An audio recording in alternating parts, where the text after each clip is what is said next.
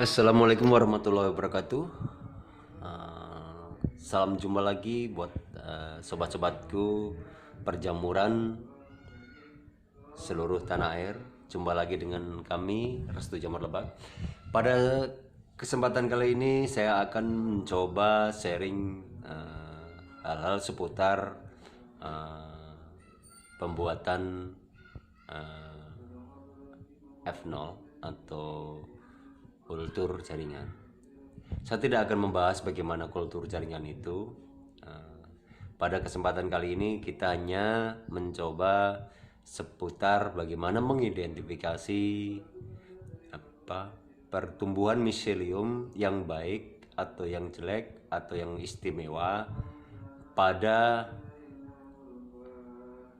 eh,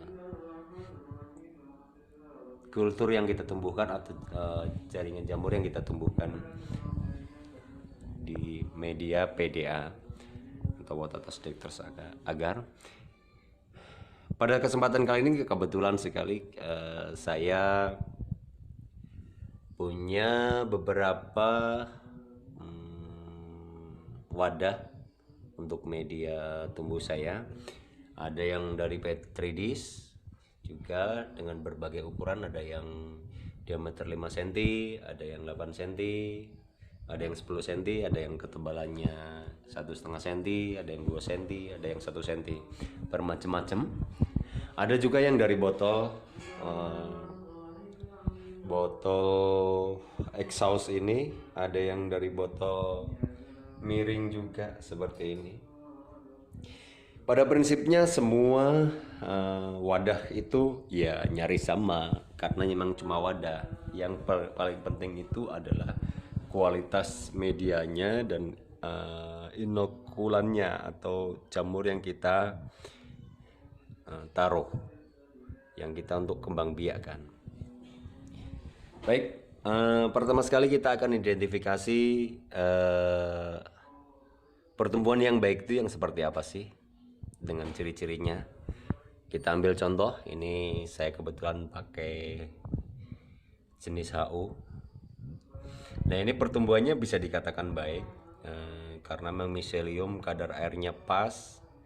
Ini pertanda bahwa inokulannya atau jamurnya itu kadar kekeringannya pas, sehingga di sini tidak ada bercak apapun sama sekali. Dan kebetulan medianya juga ini pas sekali, formulasinya, takarannya, cara masaknya dan sebagainya, sehingga media itu jernih, bersih dan tumbuh sehat seperti ini. Dan ini di posisi seperti ini kita pisahkan yang kualitas bagus seperti ini, biasanya untuk kita ambil keturunannya lagi, kita jadikan bibit induk seperti ini. Selanjutnya kita akan coba lihat yang seperti ini. Nah, ini kebetulan jenis jamurnya Florida. Nah, ini masalah seperti ini biasanya terjadi. Nah, ini kita lihat yang biru-biru ini kontaminan. Nah, lebih tepatnya ini yang warna hijau-hijau gini, Trichoderma mungkin ya. Gitu. Nah, ini bisa disebabkan karena memang alatnya yang kurang steril. Jadi peso itu ketika kita mengerjakan sesuatu, pesonya mungkin tersentuh benda di luar jamur. Misalkan lagi kita taruh nyenggol apa, nyenggol tangan kita, bisa jadi nyenggol karet atau nyenggol apa dan sebagainya. Ini akan seperti ini karena memang media ini sangat kaya nutrisi, jadi mudah sekali bagi jamur lain untuk ikut tumbuh di situ. Nah, ini kita bisa upgear mulai dari sekarang untuk kita segera cuci dan kita bunuh sehingga tidak menyebar. Selanjutnya, kasus selanjutnya adalah seperti ini. Nah, ini sebenarnya tumbuh baik dan tidak terkontaminasi, hanya dia kekuning-kuningan seperti ini. Dan ini kita bisa pakai selama memang tidak ada yang lebih bagus yang mulus seperti tadi. Sebenarnya ini hanya kadar air dalam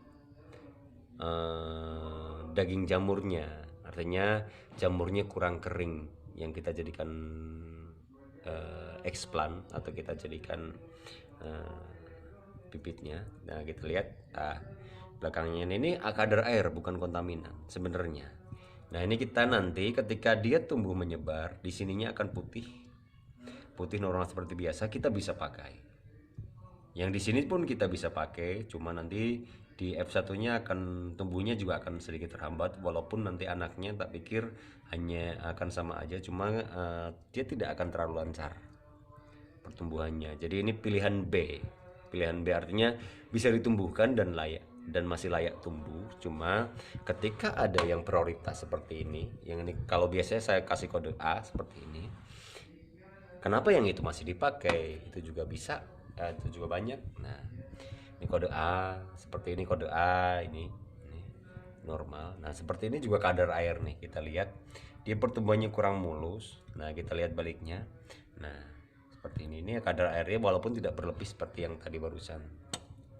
Seperti ini juga. Nah, ini biasanya ini explant-nya bagus, kadar airnya. Lalu kita lihat pertumbuhan yang seperti ini. Nah, banyak dari pemula kita ini tidak kadang-kadang ketika seperti ini sih mudah membedakan, oh ini terkontaminasi. Tapi ketika yang numbuh hanya ini sebenarnya jamur krikit ya. Miselium jamur krikit.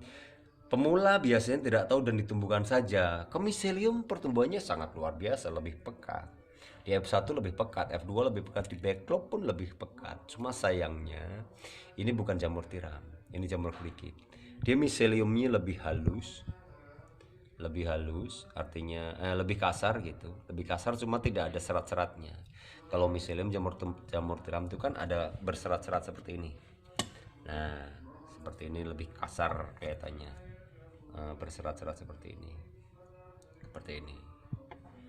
Nah itu beberapa kasus. Jadi kadang yang kuning ini sering jadi pertanyaan, ini kontam bukan ya, itu kadar air. Yang seperti ini jelek bukan ya, itu kadar air. Dia hanya sedikit lambat karena emang miselium tumbuh itu terhalang sama air. Cuma itu bukan kontaminasi dan masih bisa diturunkan. Tapi alangkah baiknya ketika tumbuh perfect, tumbuh sempurna dalam artian miselium itu tumbuh lancar tanpa ada gangguan, kan gitu ya, tanpa ada gangguan air. Selanjutnya akan saya bahas bagaimana ketika sudah penuh, bagaimana ketika sudah, kapan waktu terbaiknya untuk kita tumbuhkan, terus bagaimana miselium terbaik untuk kita pakai. Nah ketika dia tumbuh lancar-lancar saja, tidak ada gangguan dan sebagainya, itu akan bagus untuk kita turunkan, apalagi usia yang tepat. Usia yang paling tepat itu 2 hari sejak miselium itu full memenuhi media, baik itu botol maupun petri, itu usia yang paling tepat. Jadi dia nanti tidak mengalami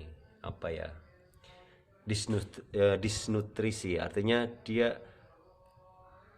di media semisintetis seperti ini memang nutrisinya tidak selengkap ketika kita sudah mengenalkan lignin selulosa. Jadi dia akan ada penurunan genetika ketika kita tumbuhkan terus menerus di sini.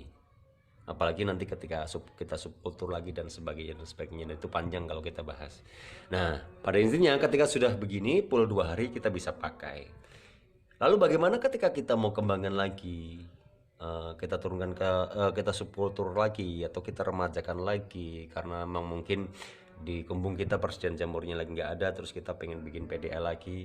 Ini kita bisa pilih koloninya. Artinya koloni itu seperti apa? Yaitu satu gerombolan yang kita ambil untuk kita jadikan explant lagi, pengganti daging jamur tadi.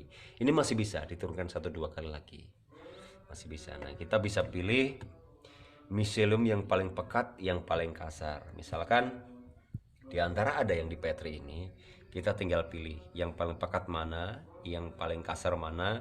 Itu bisa kita jadikan subkultur atau explant untuk subkultur kita. Kita tinggal nyiapkan media baru lagi, kita ambil ukuran sekitar 1,5 cm, nanti baru kita bisa jadikan indukan pengganti jamur tadi itu.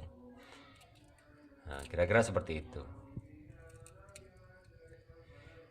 Jadi prinsipnya makin sering coba makin bagus. Mudah-mudahan video kali ini bermanfaat. Sampai jumpa lagi di sesi selanjutnya. Assalamualaikum warahmatullahi wabarakatuh.